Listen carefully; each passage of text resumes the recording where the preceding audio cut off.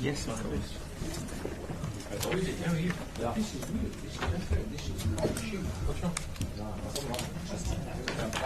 You're out of time. That's true. Thank you.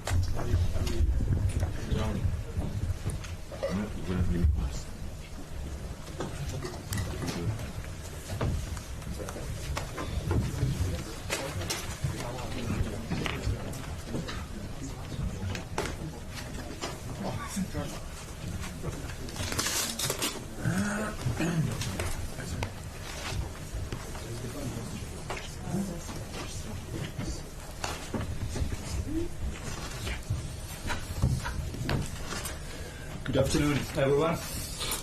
Thank you very much for joining us on WHO Twitter account. Thanks to all journalists who are here in the room, those who are dialing in by phone, and those who are watching us online through Zoom. For those who are online, it's a clicking raise hand to ask questions. For those who are dialing in, it's *9. Today we have Dr. Tedros, WHO Director General. We have Dr. Jawad Mahjour, who is Assistant Director General for Emergency Preparedness, and Dr. Sylvie Briand, Director of Global Infectious Hazard Preparedness here at WHO. As always, we'll have audio file available immediately after the press briefing, and transcript hopefully will be posted tomorrow morning. I hope you all know where to find those briefing materials. So I'll give the floor immediately to Dr. Tedros for opening remarks. Thank you, Tariq. And good afternoon, everyone. Let me start, as always, with the latest numbers. As of 6 a.m. Geneva time this morning, China has reported a total of 75,567 cases of COVID-19 to WHO, including 2,239 deaths.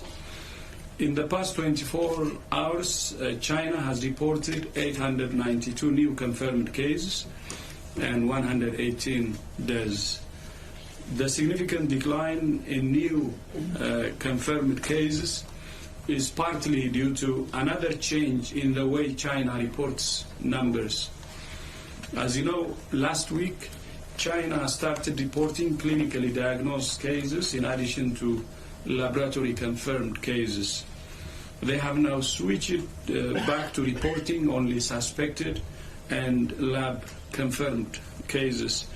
This may indicate because the health system in Wuhan have regained the ability to test all suspected cases.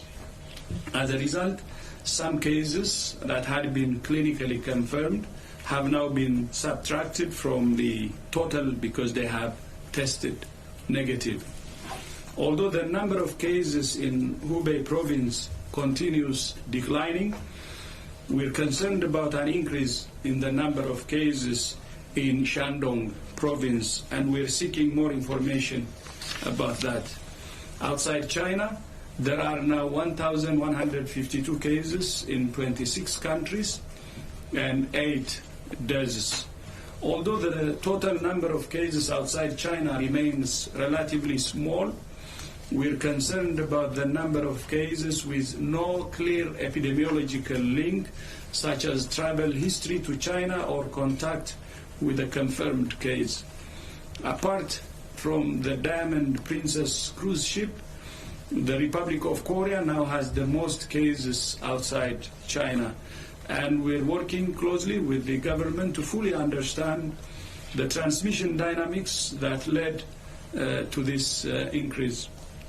We're also concerned about the increase in cases in the Islamic Republic of Iran, where there are now 18 cases and 4 deaths in just the past 2 days. WHO has supplied testing kits and will continue to provide further support.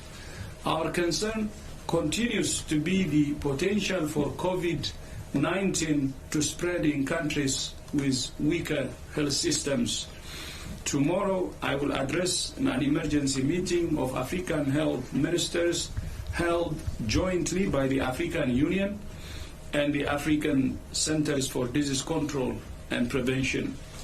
Meanwhile, the WHO-led joint mission in China has been working in Beijing, Sichuan, and Guangdong, and will travel to Wuhan tomorrow to continue its work at the epicenter of the outbreak. We're working with all of partners under GORN to safeguard the health of the members of the team and to take appropriate measures when they return to their countries of origin.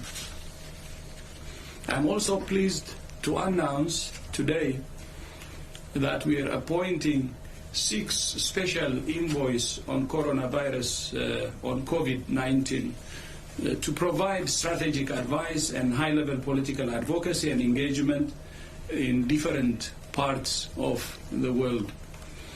I'm pleased that the following eminent individuals have accepted my invitation to act in this role. Professor Dr. Maha El Rabat, former Minister of Health of Egypt.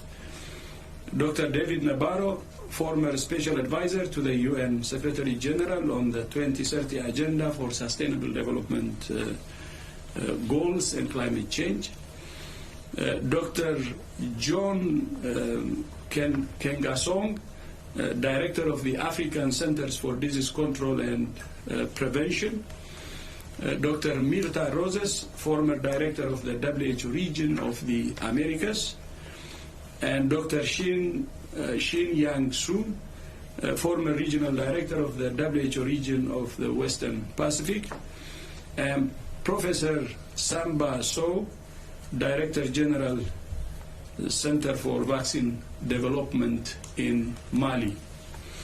As I said yesterday, WHO's key role is coordinating the global response to the epidemic, and our new special envoys will help us to do that. This is another step we're taking to take advantage of the window of opportunity we have to contain this outbreak. Once again, the measures China and other countries have taken have given us a fighting chance of containing the spread of the virus. We call on all countries to continue their commitment for containment measures while preparing for community transmission if it occurs. We must not look back and regret that we failed to take advantage of the window of opportunity that we have now. I thank you. Thank you very much, Dr. Tedros. Before taking questions first from the floor then online, just to remind everyone dialing in that it's *9, and those watching us online, it's clicking raise hand on the computer. So we'll start questions from the room. Musa first, please. If you could just introduce the outlet you're working for. Musa Asi, Al Mali News Channel based in Beirut. Ma question en français, s'il vous plaît, concernant. Ça marche. D'accord. Donc ma question concerne l'Iran et le Liban. Le Liban aujourd'hui, on a annoncé à Beyrouth qu'il y a un cas en provenance de l'Iran. Est-ce que ces deux pays ont les moyens de faire face à ces virus et quel rôle WHO peut jouer ou assister ces deux pays à faire face? Est-ce que vous avez des contacts avec ces deux pays pour organiser quelque chose? Merci. Thank you very much. Questions about Iran and Lebanon that have announced cases. Do these countries have a health system strong enough to deal with this, and how WHO can help them? Non, merci beaucoup pour votre question. Oui, ils ont les capacités de base pour détecter ce type de virus, mais nous sommes en train de discuter avec les deux pays quelles sont les possibilités de coopération et aussi quels sont leurs besoins en assistance technique. La preuve, c'est que le cas du Liban, il a été détecté à l'aéroport. Donc les autorités libanaises ont mis en place un système qui cherche les cas symptomatiques dans les vols provenant d'Iran et qui leur propose le diagnostic et le traitement. Donc c'est comme ça que ce cas a été détecté.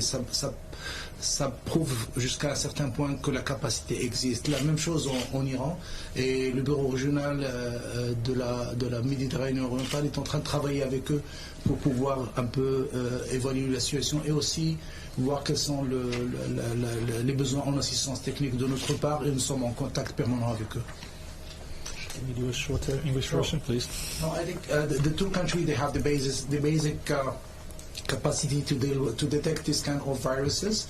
And the case in Lebanon was detected in the airport because they were screening the symptomatic cases coming from Iran, and this is how this case was detected. And the original office in Cairo is now in contact with the two countries to assess the situation first and to try to evaluate what is the kind of technical assistance that these two countries may need, and we are ready to provide this technical assistance. Thank you very much. Dr. Mahjour, yes please, and then our Japanese colleague, and then we will move online a little bit. Yes please. If you can just Yang with Xinhua News Agency.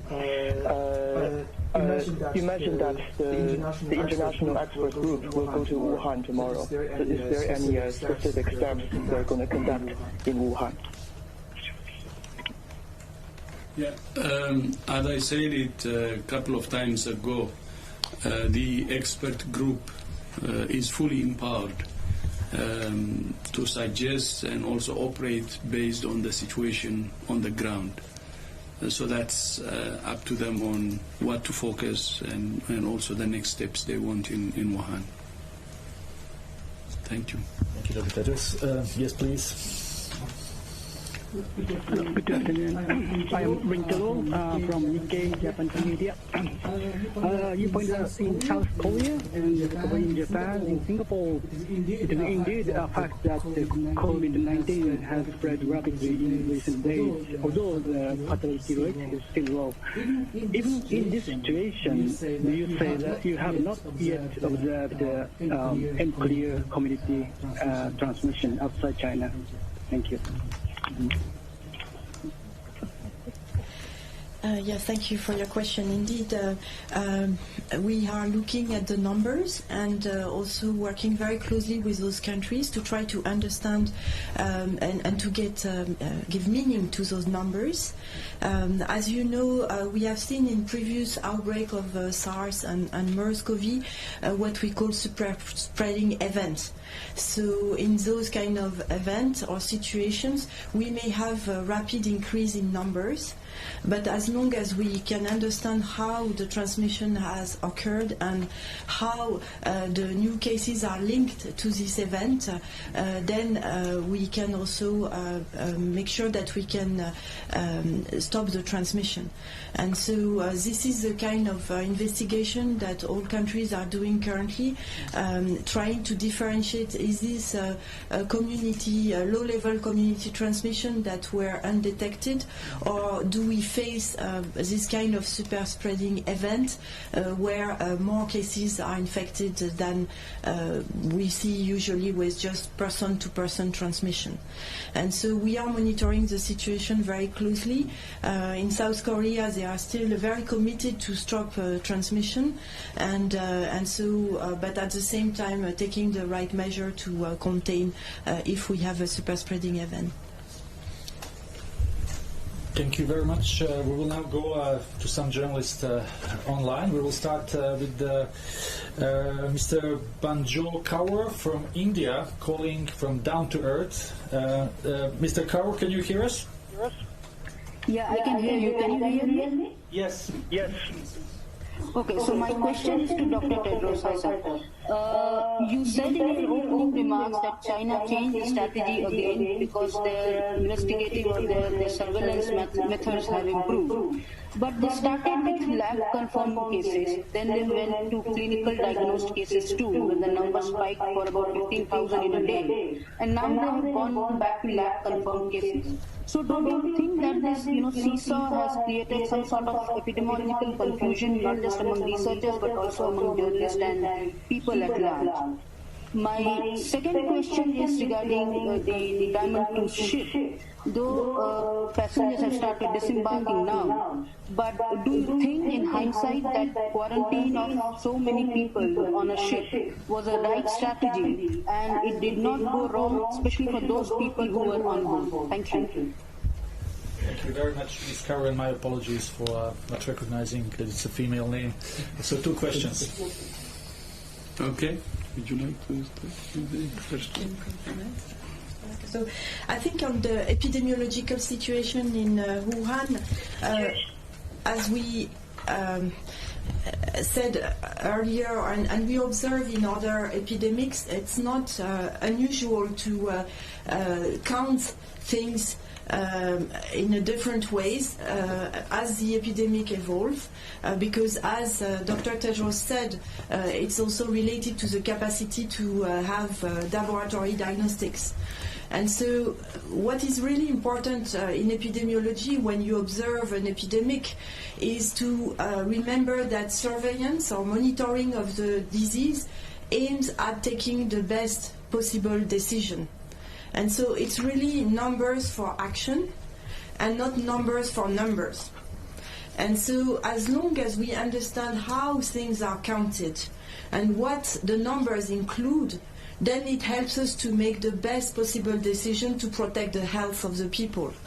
And so this is why we are in constant discussion with Chinese authorities to understand how things are counted, which basis, and beyond the number, what is really important is the trends, but also the intervention that can be taken to really down or curve down the epidemiology curve. So this is why we are focusing on more understanding their definition rather than really looking at the numbers, because at the end of the day, a small difference in numbers, if it's a good decision behind it, is probably what matters most. Mm-hmm. No, for the action taken by in the Diamond Princess cruise ship, I think usually when health authority take any decision, they take it based on the local context first, based on crew risk assessment and crew risk management, and take the decision. And it's very difficult in the middle of the action to look to how this to some extent these measures were or not helpful. But what we recommend to all countries is after the event to do an after action review exercise where all the people who were involved in this, including WHO and others, to assess the measures taken, to take the lesson learned, and to come up with the solution for the future event. Okay, thank you. Maybe I will add to that. To the first one, I fully agree with what Sylvie said. Then in addition to that, better approach would be to have the confirmed lab cases and suspected cases. We do that for Ebola too, by the way. Until they're confirmed with lab testing, we keep them as suspected, and once they're lab confirmed, then they're taken as confirmed cases. So China has moved into this kind of method, which is in our analysis or in our case better actually, because if you call the clinically confirmed cases as confirmed, when you test it in a lab, the clinically confirmed cases could turn out to be negative. So that's why in a place where we have laboratory capacity, the recommended approach is to have the lab confirmed cases from the suspected cases. So you have the lab confirmed, and then those who are not confirmed yet, the suspected cases. That really brings clarity in the approach, and we're glad that China has come back to that kind of counting, and this will bring clarity actually, and I hope, as you have asked, Namaste by the way, this approach will bring clarity. Then on disembarking, I agree with what Jawad said, and one thing I would like to add is our advice to Japan and other member states was any action they take, it should be proportional to the public health risk they see. And they have already deployed their experts, and they told us that the measures they have taken is proportional to the public health risk they have seen. So we take that, but as Jawad said, there could be something that we can learn from, especially when we do the after-action review for the future. Thank you. Thank you.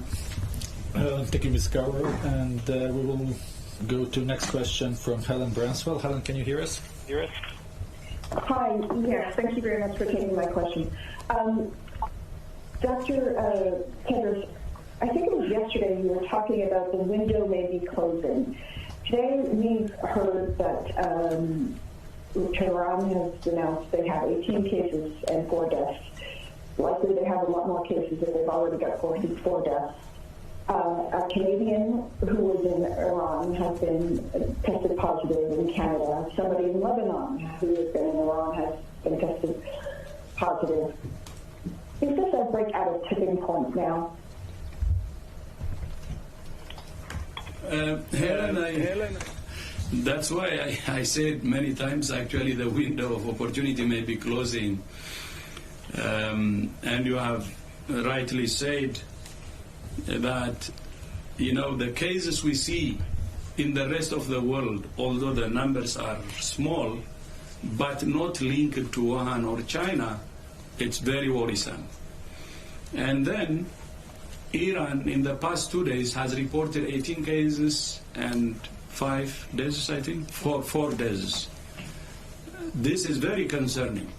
But not only that, there is a case which is linked to Iran now in Lebanon.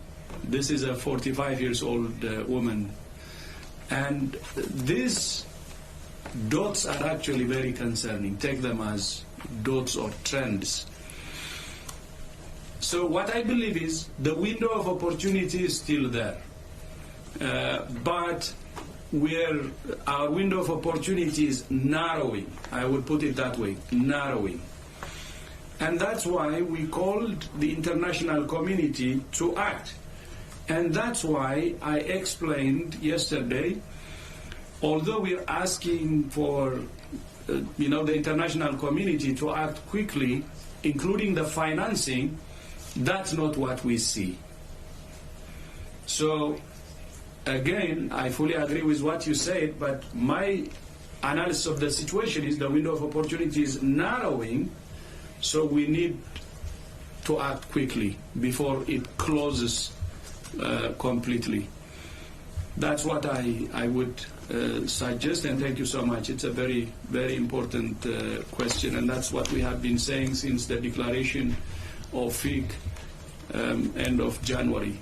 Now already in 21st February. So it is really narrowing. That's how I put it. Thank you. Thank you very much. Can we take now, if we have online, Walter Yates? Walter? Walter? Hello, I am. Can you hear me? Yes, please go ahead. Yeah, I would have to ask Dr. Tedros about something he said yesterday concerning the misinformation spreading on social media. Is something that you would suggest that us journalists do to help prevent that and combat the certain misinformation that is being spread? Thank you. I think the misinformation, call it infodemics, is actually causing panic and fear in many places. And from the start of our daily press briefing, we have said a lot about it, and we will continue to really say about it. But not only talk about it and ask for the international community to act, but we are taking practical measures too, working with Google, working with Facebook, and working with Amazon, Tencent, and so on, to help in addressing this misinformation. And one of the practical actions is these major social media outlets are directing any questions towards the reliable sources like WHO and other institutions in other countries, reliable countries, including like CDC and so on. So that's what we're trying to do, and we will continue to work with them. And scientists have also a role to play, especially in addressing some of the misinformation. As you know, there was misinformation circulating in the social media and elsewhere about the source of the virus. Especially some people believe that it was designed in the lab. But we had, probably you have seen, there was a publication online that refutes that hypothesis and shows that this virus is not actually designed in the lab. Of course, we have to take this study with caution until we get the source. Where the source is, we have to continue to continue our research to really see where the source is. But there is already a reliable article. I hope you will have a look at that. That refutes the claim that this is a virus that's designed in the lab, but further studies will be necessary. Thank you very much. Let's take one more online. Gracie Wren from Health Policy Watch. Gracie, can you hear us? Can you hear us? Yes. Can you hear me okay? Yes, please go ahead. Yes, please go ahead. All right. Thank you so much for taking my question. It's a little bit of a follow-up to Helen's question. If the window of opportunity is narrowing as countries scale up preparedness efforts, they also need to prepare to deal with patients with potentially severe respiratory diseases, right? So outside of using screening and diagnostic capacities, what are WHO's plans to help strengthen countries' hospital capacities to deal with these cases, particularly for the weaker hospital systems with weaker infection prevention control, like measures like that? Not capacity.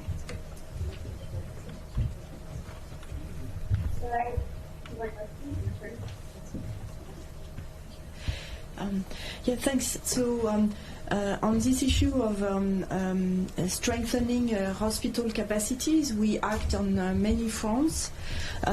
Firstly is working with healthcare workers to give them the right training, and you will see online we have some online courses that they can access, but also provide them with advice on how to protect themselves. And we work closely with a number of countries to make sure that they have enough workforce to deal with a number of cases. And so this is part also of our preparedness activities in many countries, especially when we know that they have a healthcare system that will have difficulty to cope with an increase in cases, in severe cases. So we work with them to identify first where they can hospitalize those cases, those severe cases, and make sure that those few facilities have the capacity to take care of those patients and provide the necessary logistics and supply if needed. So this is part of the preparedness activities that have been ongoing for the past 2 weeks and more focusing on those countries where they are in highest needs. And so this is why we did a strategic preparedness and response plan to prioritize those countries and make sure they have this capacity in hospitals in particular. Thank you. Can I ask a question really quickly? So very quickly. Yes, thank you. So specifically for respiratory capacity to deal with like severe respiratory cases, you need a lot of specialized equipment in certain cases, correct? So what about kind of that aspect? Yeah, and so, but what is very important with those cases is first, before being severe, they are usually mild, and we need to also, that's why we focus on early detection of cases, because if we can treat them as early as possible, we have also opportunity to prevent them to become severe cases. So we really try to protect the at-risk population as early as possible so that we have less severe cases as well. Thank you very much. Shane, please, we go back to the room. Thank you. Thank you. Shane from China Central Television, CCTV. My question is about China for Dr. Tedros. So despite the change of the counting mechanism and also the some of the Chinese workers are going back to their positions, in general, what do you think about all these changes and also to the measures, and what do you still have the confidence that still that China will defeat the virus soon? Yeah.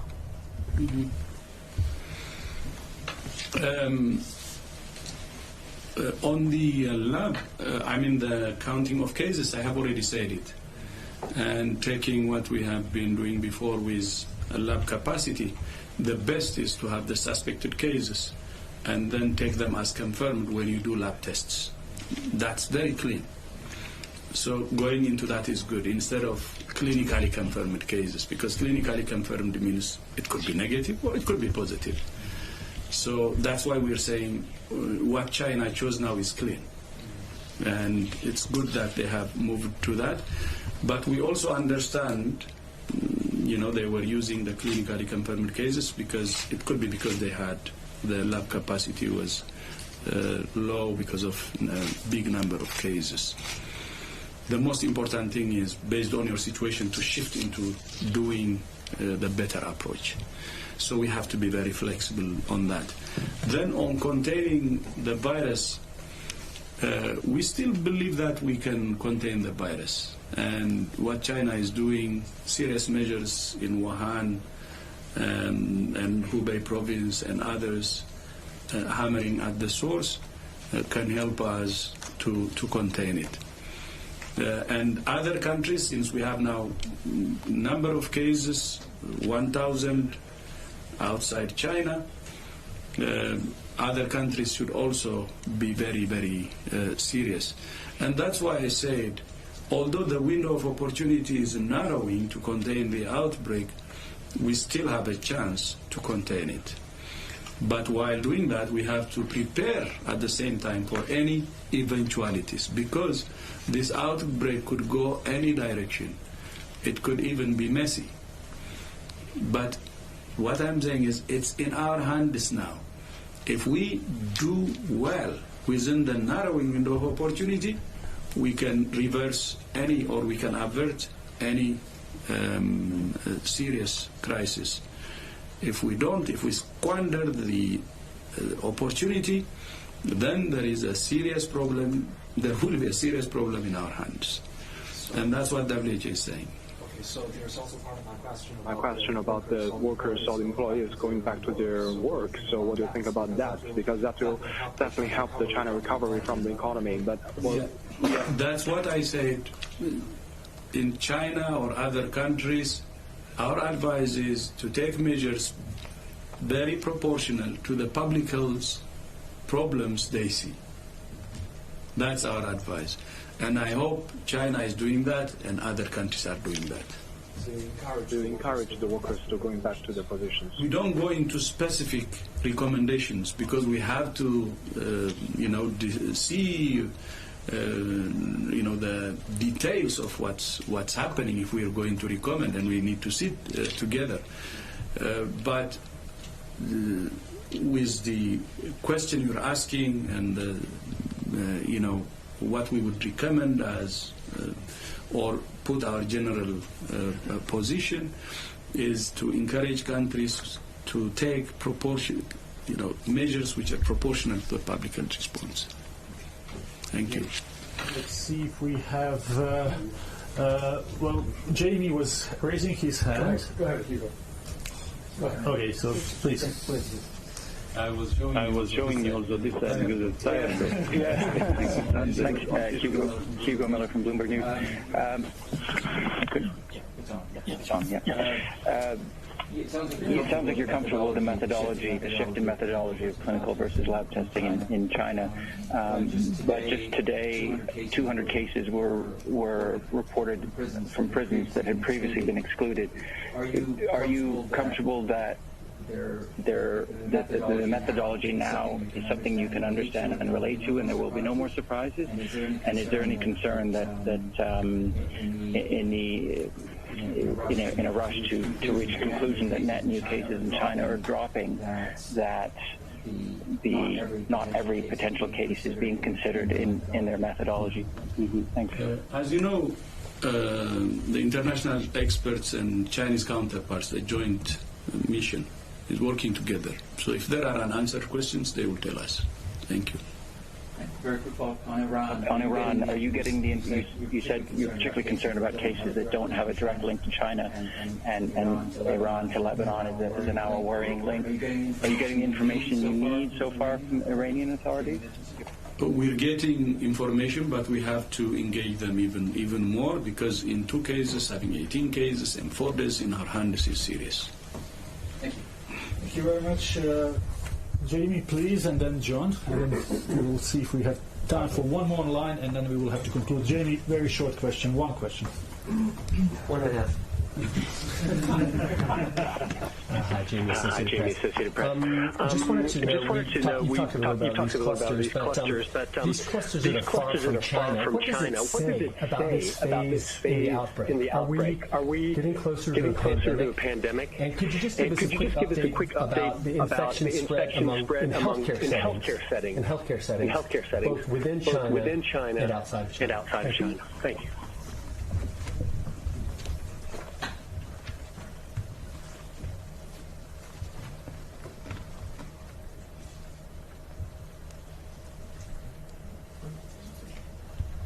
Okay. So I think indeed what we see is a very different, I would say, phase of this outbreak, depending where you look. And for instance, there is a situation in Wuhan, which is a special type of situation. We have also a situation in different provinces in China. And then we have what is happening outside China, where the number of cases is still very limited. And this is why we are also able to see a different cluster of cases and investigation on this cluster. So indeed we see that the situation is evolving. Not only the number of cases is increasing, but also we see different patterns of transmission in different places.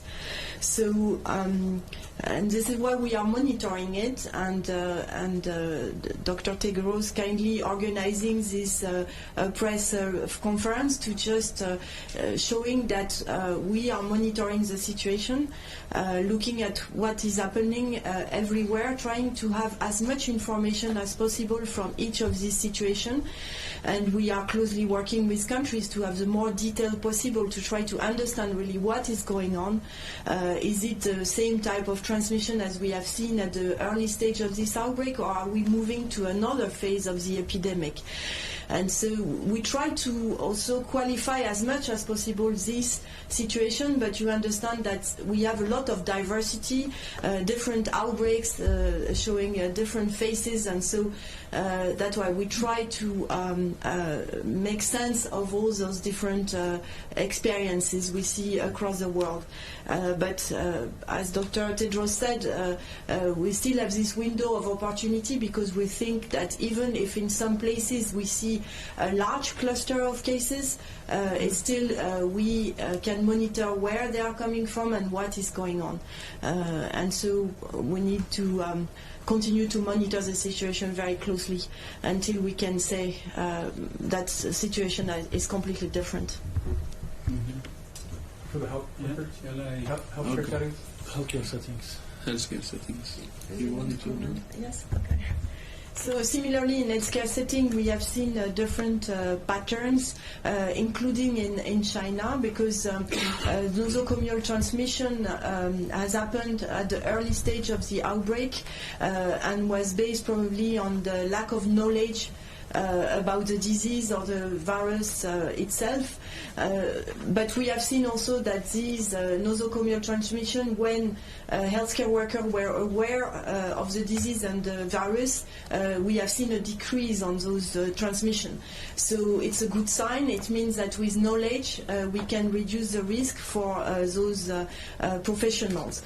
However, we see as well that when healthcare workers are overworked or not in enough numbers, then the infection prevention and control measures are less strict, and then they have more risk to be infected. So we are continuously trying to investigate those transmissions, just to make sure that we know really what is happening, and we can propose the best countermeasures, especially in hospitals, and make sure that we are not missing any potential mode of transmission that could put healthcare workers at risk.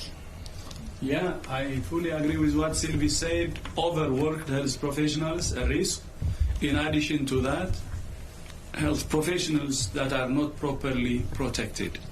And that's why in our presser last week, we raised the alarm of having shortages in protective gear, major, basic equipments that health workers need. And that's why I have already asked major companies, around 14 of them, if they could help us in providing the necessary equipments, PPE, so that we start from protecting our health workers. When a health worker is infected, it's serious. And nosocomial transmission is one of the methods of transmission that can really spread actually anything in a very high rate. We have seen it in Ebola, and it can happen also in Corona. Then, are we closer to pandemic? I would like to assure you that we are following this virus 24/7, round the clock. And I don't know if my colleagues actually are taking enough rest. And we're involving the best experts globally. And we're discussing regularly with the international experts we have, good number of them representing all regions and excellent experts. We have weekly consultation. But we have also internal experts, and we assess the EP we have regularly. And as you know, we have other platforms that we're always checking what the situation looks like and where we're headed. So we will continue to follow up, but as we speak, our situation is that we're still in a phase where containment is possible with a narrowing window of opportunity. And if there is anything moving to another level, then we will announce it as soon as possible. We'll be the first to tell you that we're shifting into another level. Very much. We have time for two very short questions. First in John, and then we will go to someone online. John, please. Yes, good afternoon. John Zarakostas for The Lancet and France 24. Dr. Tedros, could you elaborate a bit, or perhaps your colleagues on the podium here, the virus, the new cases in Iran, is the virus still stable?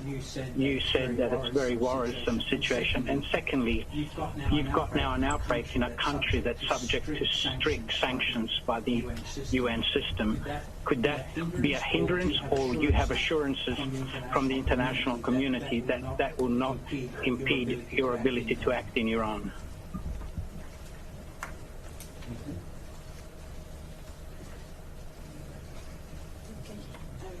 Give a start. So on the virus itself, I don't have yet the ID of this virus, but what we have seen in previous sequencing that were done in different places, it was quite stable. So I imagine that it's not different here. But the concern is more about the fact that we have seen an increase in cases, very rapid increase in a matter of few days. And so we were just wondering what is the extent of this outbreak and the transmission in Iran. And also because we have seen other cases picked up in Lebanon and Canada, so we are just wondering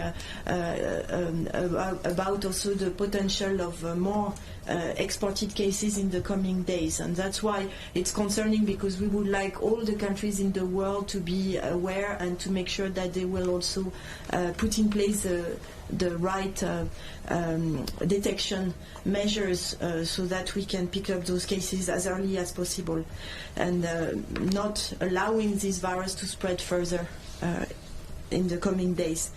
And so this is on the virus itself. Okay. On the sanctions.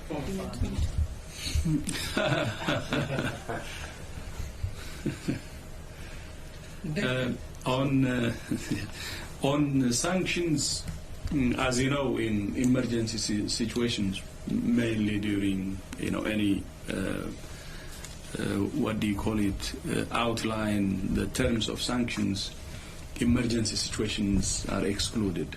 So we hope we will have all the opportunity we need to support. Thank you. Was there any question here in the room? Yes, please. Sorry, I didn't see you, so please. You mentioned your concern about these dots and what that might say about the potential for moving to another phase of the virus.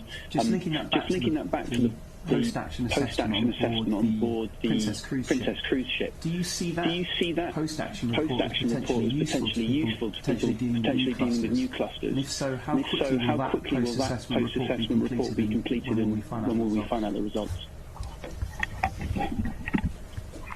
After action review is usually a process led by the country where the event is occurring, and with the help or not of international agency, and we will definitely propose this action review to the Japanese authority and to try to do it together. But the major expected outcome of this exercise is first to study the situation, to see what was done well and not well, and also to come up with lessons learned that help nationals to improve, but also guide WHO and help WHO to improve their guidance. And not only WHO in this case, other agencies who are dealing with ships and boats will also be inspired by the after review.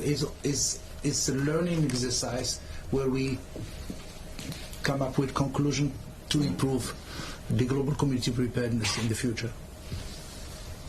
Thank you very much, and we can take one last question if everyone agrees. That's from our friend Kai Kupferschmidt, who is online. Kai, can you hear us? Yes, thanks for taking my question, Tariq. So, Tedros, you have been very clear about the strategy on this. Hammer the virus in China at the epicenter, try to keep it from spreading. You've also said that the window to do this is narrowing. I mean, we all know that we have to think in scenarios, so what I really wanted to ask you is, at what point do you consider that window closed? What has to happen for you to consider that window closed? And what is the strategy the WHO shifts to at that point? No, thank you, Kay. I don't want to preempt the thinking of the scientists we're involving. And as we speak, they're actually engaged, and they're really working on all the data we have. And we will expect, their analysis and also recommendations. And we're involving as many experts and very known and respected scientists as possible from all over the world. And I know when we finalize the analysis, we will get a very good quality analysis based on science and evidence. And we will announce that as soon as we have it. So we're working on it. We're following the situation 24/7. And we will tell you exactly what the outcome of that analysis is as soon as we're ready. Thank you very much, Dr. Tedros. We will conclude with this. Thanks everyone for watching us. As we have announced to Geneva-based core, we are not planning to have press conferences over the weekend. But if that changes for whatever reason, we will let you know. Thank you very much. Thank you.